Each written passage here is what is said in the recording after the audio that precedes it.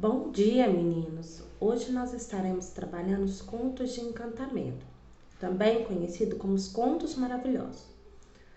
Primeiramente, vamos trabalhar as características desse conto de encantamento.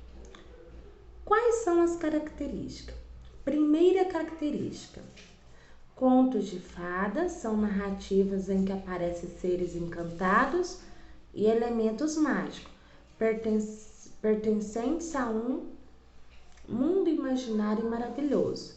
Então, nessa história de encantamento, nesses contos de fada, sempre vai acontecer algo que só pode acontecer no mundo da imaginação, que na vida real não pode acontecer.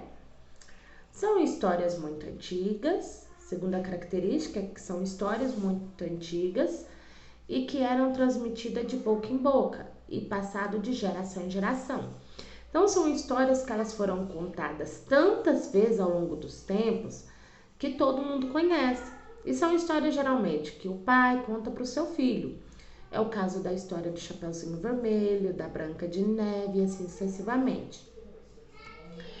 Estes contos têm quase sempre uma estrutura simples e fixa. Tem uma característica bem marcante desde que comece a ser contado. Era uma vez e no final foram felizes para sempre. Esses contos, em sua maioria, isso não quer dizer que é obrigatório, ele vai iniciar com a frase era uma vez e vai concluir com a frase felizes para sempre. Mas dentro dos contos maravilhosos, dentro dos contos de encantamento, eu vou ter os contos onde que eles podem iniciar com essas frases, mas no final trazer uma moral, uma lição. Então, esses textos também são considerados textos de encantamento e contos maravilhosos. Há neles também a quarta característica, que há uma ordem existente. Há uma situação inicial, quando a situação de equilíbrio inicial perde o controle, dando origem a uma série de conflitos que só se interrompem com o aparecimento de uma força maior. Sempre nas histórias de encantamento vai ter um problema, uma discussão, um pensamento que vai ter uma força externa para quebrar, para resolver aquele problema. No caso da Cinderela, ela proibida de ir ao baile, estava em casa, quem apareceu para dar uma solução para o problema? A fada madrinha. E assim, na suas maioria, esses textos se desenvolve mediante uma força maior, uma fada madrinha, um mágico, um gênio e assim sucessivamente. E sempre depois do problema, a ordem é restabelecida. Então, sempre que aparece um problema, também tem uma solução. Próxima característica, geralmente existem os personagens do bem e do mal. E a vitória, apesar do sofrimento, sempre será do personagem do bem. Aqui eu vou ter uma politização, vou ter sempre o bem contra o mal e o bem sempre vencendo o mal. Jamais ao contrário nesses textos de encantamento. O era uma vez nos remete ao passado e era do mundo ideal para o mundo irreal, mundo da fantasia. Era uma vez. Então, era uma vez também, ele vai nos retornar uma lembrança antiga e a um mundo perfeito, que na vida real não é possível. Somente no mundo do encantamento, da magia, do maravilhoso.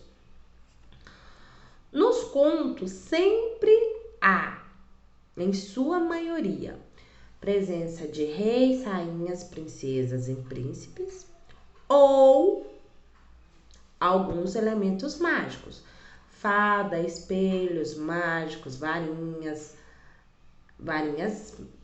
mágicas, animais falantes e etc. Um vilão que sempre quer prejudicar o personagem principal e um final em que o vilão é derrotado pelo personagem principal. Aqui também eu posso ter, meninos, por exemplo, dar vida a coisas que não têm vida. Por exemplo, a agulha, a linha, a cadeira, tá? E eu sempre vou ter esses elementos reais mas com um toque mágico, fantástico, que só pode acontecer em sonhos. Então, essa é a característica principal do conto de encantamento. Hoje, na atividade, a professora escolheu um conto nacional de Machado de Assis, que é o Ampólogo. E para nós trabalharmos esse texto, um ampólogo, a professora vai passar a leitura desse vídeo que encontra-se no YouTube, tá bom? Então a professora vai estar passando essa leitura para facilitar as atividades. Então leiam o texto atentamente. Qualquer dúvida, anotem que quando retornarmos às aulas presenciais essas dúvidas serão sanadas. E vamos prestar bastante atenção na leitura desse texto, ok?